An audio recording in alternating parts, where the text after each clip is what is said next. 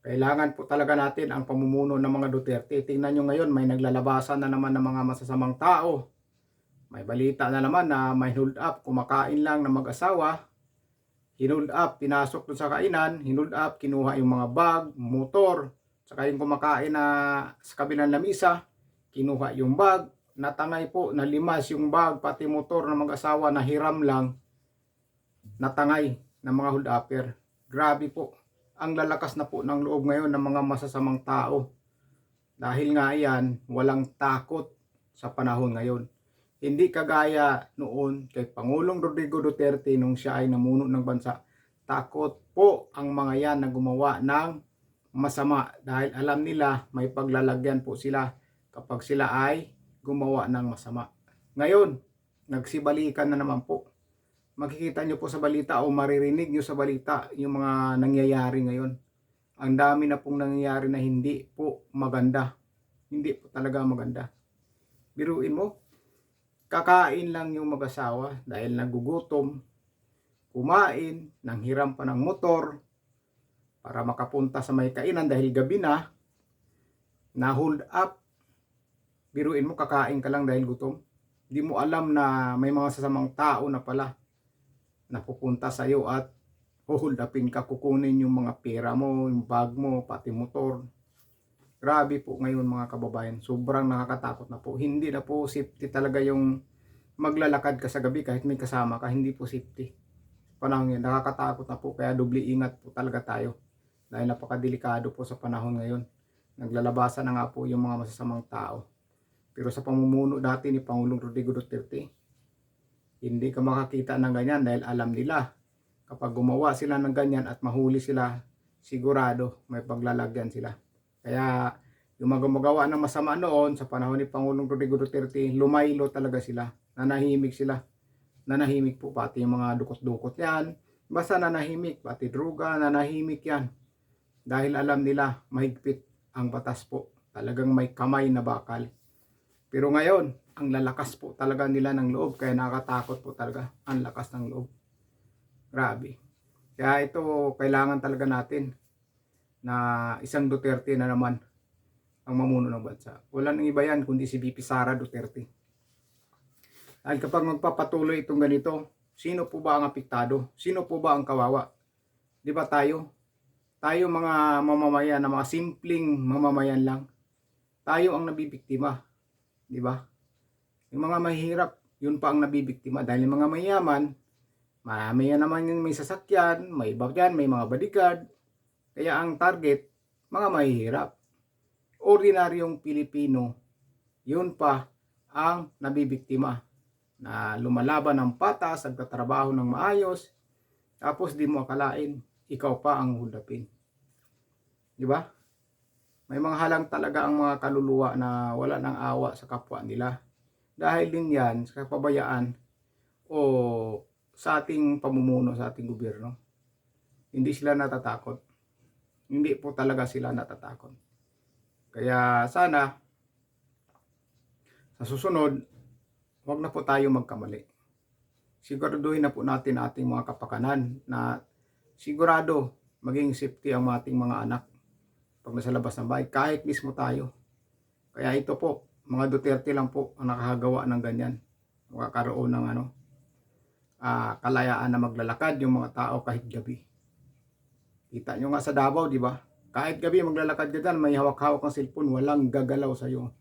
Walang mga masasama sa'yo na lalapit. Dahil safety sila. Peace and order. Pero dito sa atin, dito sa Maynila, grabe dito. Laganap dito. Marami kahit sa ibang lugar, mayroon na yun, di ba? Kaya talagang nakakatakot ngayon sa gabi. Grabe.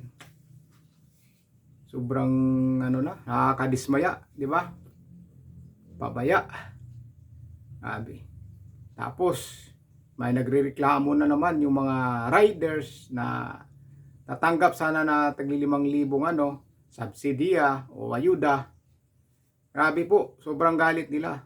Dahil mula umaga hanggang gabi pa sila nakakakuha ng ayuda o subsidiya niya 5,000. Pero mo, iba dyan, pumipila ng alas 9 ng umaga, 10 oras na ng gabi nakakakuha, o iba nakakapila pa, umila pa hanggang may nasawi.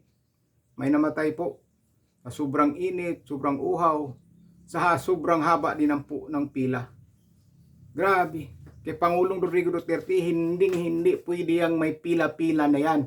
Nagagalit po si Pangulong Rodrigo Duterte pag may pumipila na taong bayan para kumuha na requirements, kung ano-ano man yan, basta yung pila-pila na yan, yan ang ayaw ni Pangulong Rodrigo Duterte. Pahirapan ang taong bayan, papipilahin na sobrang haba. Diba? Kung kay Pangulong Rodrigo Duterte yan nangyari na may namatay, pumila para kumuha ng ayuda, ay ewan ko na lang, sigurado may mananagot yan kung bakit nagkaganon. Sobrang haba ng pila. Umaga pa lang po yung pila, gabi na nakakakuha dahil sa 5,000 na yan. Siyempre, kinukuha nila yan dahil malaking bagay na rin sana, pero pinapahirapan po. Nagagalit po talaga yung mga riders. Biruin mo, may namatay, pumila, makakuha ng 5,000. Imbis na makakuha ng ayuda na 5,000, kinasawi pa ng buhay. Nakakalungkot mga kababayan, nakakalungkot po talaga. Nakakalungkot yung panahon ngayon. Ang daming manduruga, mga ilang opisyal dyan, magnanakaw, yung mga tao naghihirap magbayad ng buwis. Hindi ka pwede magpasa buwis dahil talagang pagkuha mo ng sweldo mo, automatic kaltas na. Wala kang ligtas, wala kang pass, talagang may bawas buwis ka talaga. Pero yung ilan natin ng mga opisyal ng gobyerno, pinapasok lang sa kanilang mga bulsa. Walang awa, di ba? Hayaan nyo lang. Pagdating ng panahon at si VP Sara Duterte ang magiging sunod na Pangulo, ay pag-asa na po tayo. Kaya huwag po tayong mawala ng pag-asa dahil may pag-asa po talagang darating. May pag-asa po. Andyan pa po si VP Sara Duterte. Andyan pa ang mga Duterte. Nakatayo pa. Lumalaban pa sa mga taong nanggigipit sa kanila at mga taong gustong pabagsak sa kapamilya nila. Diba? Nilalahat sila, nilalahat silang sinisiraan dahil alam ng mga taong mga ano na yan na ang mga Duterte talaga ay matitino. Hindi nila kaya yan bayaran ng pera. Kaya gusto nilang pabagsakin yung buong pamilyang Duterte. Gusto nilang dikdikin. Pero ayan, nakatayo pa po. Kaya sabihin ko sa inyo, may pag-asa pa po. May pag-asa pa. Andyan po si VP Sara Duterte, nakatayo pa, lumalaban pa po. Lumalaban. At andyan ang taong bayan, sumusuporta sa kanya. At isa na po ako dyan. Dahil ako po naniniwala din na may pag-asa po talaga ang bayan natin kapag si VP Sara Duterte ang magiging susunod na Pangulo. Uunlad po ang bansa natin kapag si VP Sara Duterte ang maupo bilang Pangulo. Sigurado yung corruption na yan, yung peace and order na yan, sigurado yan, mawawala yan. Matatakot ulit yung mga masamang tao na gumawa ng kasalanan sa kapwa. Matatakot sila yung mga corruption dyan o mga corrupt na mga politiko. Matatakot din yan dahil alam nila ang mga Duterte dyan galit na galit sa corrupt na mga tao. Saka yung mga tao na gumagawa ng mga masasama sa kapwa na naghihirap na nga ang buhay, binibiktima pa. Saka yung drugs, sigurado yan, malilinis yan. Kaya aangat po ang bansa natin pag may peace and order. Dahil hindi na po matatakot yung mga negosyante na mag-invest sa ating bansa. Dahil maganda po ang pamamalakad sa ating gobyerno. Kaya VP Sara po talaga may pag-asa. Kahit VP Sara talaga po uunlad ang bansa natin. Ako malaki po talaga ang paniniwala ko dyan. Malaki ang pananalig ko sa taas para kay VP Sara Duterte. Hayaan nyo, may pag-asa tayo.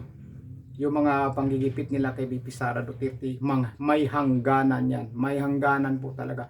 Hindi habang buhay si VP Sara Duterte ay nasa baba. Hindi habang buhay. Umiikot po ang panahon. Umiikot ang mundo.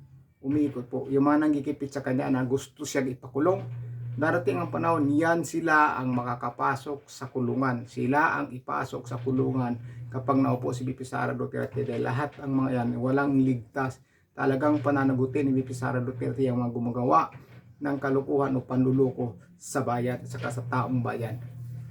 Sara Duterte po, may pag-asa po talaga. May pag-asa. Huwag tayong mawala ng pag-asa.